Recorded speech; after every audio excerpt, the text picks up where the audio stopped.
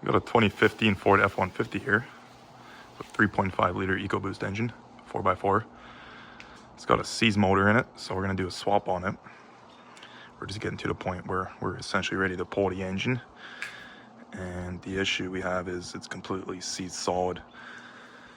So what's gonna have to happen is either A, we're gonna have to pull the transmission, or B, we're gonna have to try and unsieze it by removing the oil pan and knocking those rod bearings loose. Seeing if we can get some movement in order to access those torque converter bolts. There's 4 of them in this specific engine.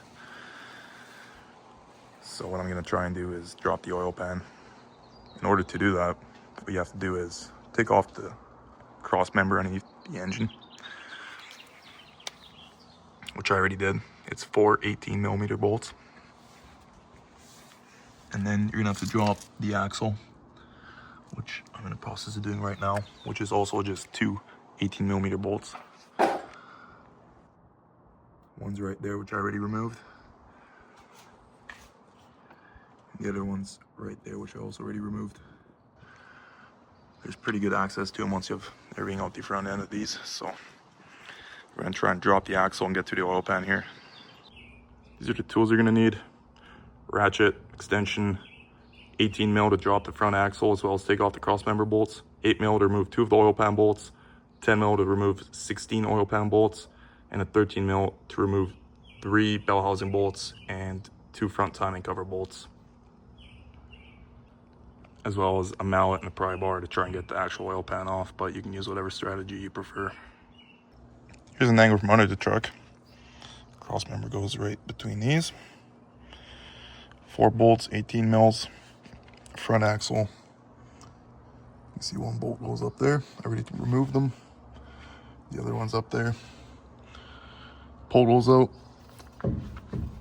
Axle's loose.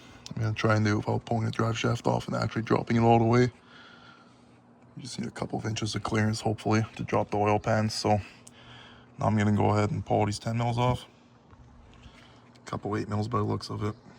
Let's see if she drops. All right, here we are underneath of it. I pulled all the hardware out. So it's essentially just a bunch of 10mm. Some of them are a bit tricky to get to, but it's no biggie. Bunch of 10mm on this side, 2 8mm in the middle here, and then 13mm right there from the bell housing. And there's gonna be a couple up front here you gotta take off too.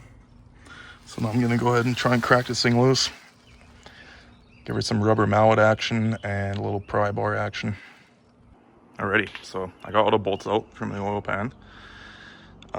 You did have to pull 3 off the bell housing of the transmission, just underneath of it. These guys here, and then obviously all the oil pan bolts. And then you did have to pull 4 off of the timing cover up front here. It's pretty easy for me because I have the whole front end off, but if you're just taking the oil pan off, I'm sure you could reach them with a wrench. You can see right there. Those 2 are 13mm. And then there's 2 that are a bit more hidden. Those are 10mm. And now I'm gonna try and remove the actual oil pan. Let's see how it works out. So you can see I stuck my pry bar in there. And she's coming right out. Now, this engine is seized, and I don't plan on reusing it or rebuilding it, but